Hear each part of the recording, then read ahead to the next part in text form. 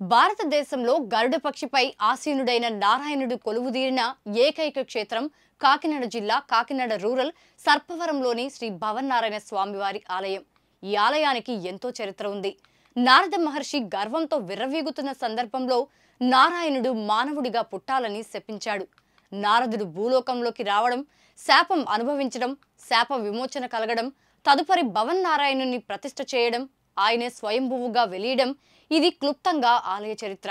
ప్రతి ఏటా వైశాఖ ఏకాదశి రోజు స్వామివారి కళ్యాణం నిర్వహించడం వేల సంవత్సరాల నుంచి ఆనవాయితీగా వస్తోంది. ఈ నేపథ్యంలో ప్రతి ఏటా మే నెల 17వ తేదీ నుంచి 24వ తేదీ వరకు కళ్యాణ మహోత్సవాలు అంగరంగ వైభవంగా జరగనున్నాయి. 1,00,000 మంది భక్తులు కళ్యాణానికి తరలివచ్చే ఈ ఆలయ విశిష్టతకు సంబంధించి మరిన్ని వివరాలు మా ప్రతినిధి సాంబశివరావు అందిస్తారు. భారతదేశంలోనే భావన్నారాయణుడు అంటే విష్ణుమూర్తి గరుడ వాహనంపై కూర్చుని ఉన్న విగ్రహం, ఏకైక విగ్రహం కాకినాడ జిల్లా కాకినాడ రూరల్ సర్పవరం భావన్నారాయణ స్వామి ఆలయంలో ఉంది.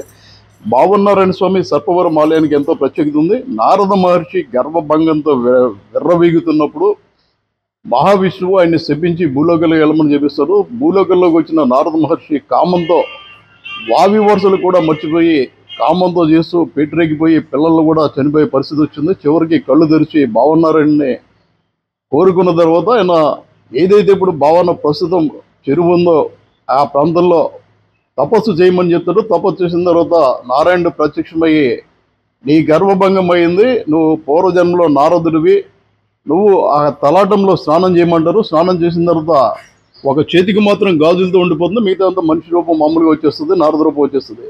దాంతో ఆయన స్వామి నాకు గర్భభంగం జరిగింది, నేను తప్పు చేశాను, కలియుగంలో ప్రజలు తప్పు చేస్తారు కాబట్టి వారి పాపాలు హరించేందుకు ఇక్కడ వెలియాలంటాడు. ఇవి ఏ రూపంలో నన్ను చూస్తావో ఆ రూపంలో సాక్షాత్కరిస్తానని చెప్పగానే ఆయన భావంలో ఏది ఉందో ఆ నారాయణుడు అక్కడ పిలిచాడు. అదే పాతాళ భావన్నారాయణుడిగా చెప్పే గరుడ వాహనంపై ఉన్న బంగారు వాహనంపై ఉన్న భావన్నారాయణుడు. ఇక రెండవది, నారద మహర్షి తన గర్భభంగం అయిన తర్వాత తనకి శాప విమోచన తర్వాత విగ్రహాన్ని ప్రదర్శించాడు. అది రెండవది. అదేవిధంగా సర్పరాజు స్వామివారికి రోజు పూజలు చేసి ఆయన కోసం ప్రత్యక్షమై వరం చేసిన తర్వాత ఆయన ప్రత్యక్షమై కోరుకోమంటే తనకు వరం ఇమ్మంటాడు. అదే సర్పవరం, సర్పానికి వరం ఇచ్చిన ప్రాంతం సర్పవరం గ్రామం అయింది. ఆయన విగ్రహాన్ని ప్రదర్శించారు. ఇలా 3 భావన్నారాయణులు కొలువుదీరిన ఏకైక క్షేత్రం. ఇక మాఘమాసంలో ఇక్కడ నెల రోజులు అత్యంత అద్భుతంగా ఉత్సవాలు నిర్వహిస్తారు, తిరునాళ్ళు జరుగుతాయి. సినిమాల్లో చూపించే తిరునాళ్ళు మించి ఇక్కడ ఉంటాయి. ఈ నెల రోజుల్లో కూడా భక్తులు దేశ విదేశాల నుంచి వచ్చి పొంగళ్ళు వండుకుంటారు. ప్రస్తుతం ఈ భావన్నారాయణ స్వామివారి వార్షిక కళ్యాణం వైశాఖ ఏకాదశి రోజు అంటే పౌర్ణమి ముందు వచ్చి ఏకాదశి రోజు జరగనుంది. ఇందుకోసం సకల ఏర్పాట్లు దేవాదాయ శాఖ పూర్తి చేసింది. దేవాదాయ శాఖ joint commissioner Subbarao, deputy commissioner Medepalli Vijayaraju, జిల్లా ఎండోమెంట్ ఆఫీసర్ పుల్లనారాయణమూర్తి, ఇన్స్పెక్టర్ వడ్డి ఫణీంద్ర కుమార్ ఆధ్వర్యంలో ఈవో జొన్నాడ భీమశేఖర్ ఏర్పాట్లు పూర్తి చేస్తారు. ఎన్నికల కోడ్ అమల్లో ఉండడంతో రాజకీయ నాయకులైన ట్రస్ట్ బోర్డును పక్కన పెట్టి ఏర్పాట్లు చేస్తున్నారు. ఈ ఉత్సవాల్లో భాగంగా 10వ తేదీన పందిరాట వేశారు. 17వ తేదీ నుంచి స్టార్ట్ అవుతుంది. 17వ తేదీన రేపు స్వామివారికి గరుడ సేవ చేస్తారు. ఈ గరుడ సేవ అనంతరం ఇచ్చే గరుడ ప్రసాదం స్వీకరిస్తే వివాహం అయ్యి పిల్లలు పుట్టిన దంపతులకు పిల్లలు పుడతారని నమ్మకం. దాంతో 50,000 మంది పైగా భక్తులు తరలి వస్తారు.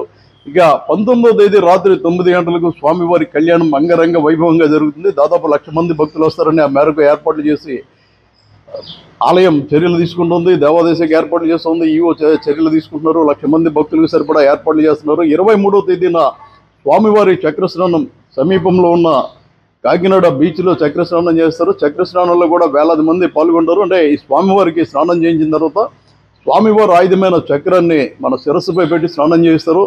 ఇది భావన్నారాయణ స్వామి కళ్యాణానికి సంబంధించి ఏర్పాట్లు పూర్తి అయిపోయినాయి. దేవాదాయ శాఖ పూర్తి స్థాయిలో పనిచేస్తుంది. అయితే ట్రస్ట్ బోర్డు ఏదైతే ఉందో వాళ్ళు ఎన్నికల కోడ్ ఉల్లంఘించి లోపలికి రావడం వల్ల ఈవో సిబ్బంది ఇబ్బంది పడే పరిస్థితులు ఉన్నాయని వాపోతున్నారు. ఇప్పటికే దీనిపై కమిషనర్ కూడా దృష్టి సారించారు.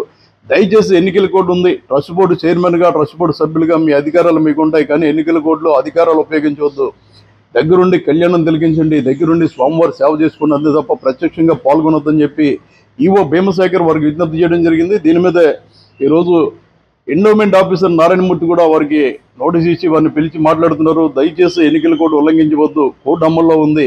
మీరు ఒక ట్రస్ట్ బోర్డు చైర్మన్గా ఉన్నప్పటికీ మీరు రాజకీయ నాయకులు కాబట్టి స్వామివారి కళ్యాణాన్ని దగ్గరుండి తిలకించండి. స్వామివారి సేవల్లో సాధారణ భక్తుల్లో పాల్గొనడం తప్ప ఇక్కడ ట్రస్ట్ బోర్డు పదవిని అడ్డు పెట్టుకోవద్దని చెప్పి వారికి కూడా వివరించడం జరిగింది. మొత్తం మీద సర్పవరం భవన్నారాయణ స్వామి ఆలయం అంగరంగ వైభవంగా తీర్చిదిద్దారు. ఇప్పటికే భక్తులు వచ్చి స్వామివారు దర్శించుకుంటున్నారు. ఎందుకంటే 10వ తేదీనే రాట ముహూర్తం వేసిన నేపథ్యంలో పెద్ద ఎత్తున భక్తులు భారీగా తరలి వస్తున్నారు.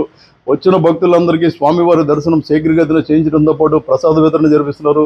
అదేవిధంగా దాతల సహకారంతో కూడా అన్నదాన కార్యక్రమాలు ఈ ఆలయంలో ఏర్పాటు చేస్తున్నారు. కళ్యాణం రోజు వచ్చిన ప్రతి ఒక్కరికి స్వామివారి కళ్యాణాన్ని దగ్గర నుంచి తిలగించే విధంగా ఏర్పాటు చేయడంతో పాటు దూరంగా ఉన్న భక్తులు లోపలికి రాకపోతే వారికి స్క్రీన్లు ఏర్పాటు చేసి తద్వారా చూసే అవకాశాన్ని కూడా దేవాదాయ శాఖ చేస్తోంది. ఈవో భీమశేఖర్ రాత్రి భాగంలో అక్కడే ఉంటున్నారు. 2 రోజుల నుంచి ఆయన అక్కడే ఉండే ఏర్పాట్లు పర్యవేక్షిస్తున్నారు. 17వ తేదీతో ప్రారంభమైంది. దీంతో 23న కళ్యాణం, మన 19న కళ్యాణం, 23 చక్రస్నానంతో ముగుస్తుంది. ఇది భవన్నారాయణ స్వామి కళ్యాణ విశిష్టత. Back to studio.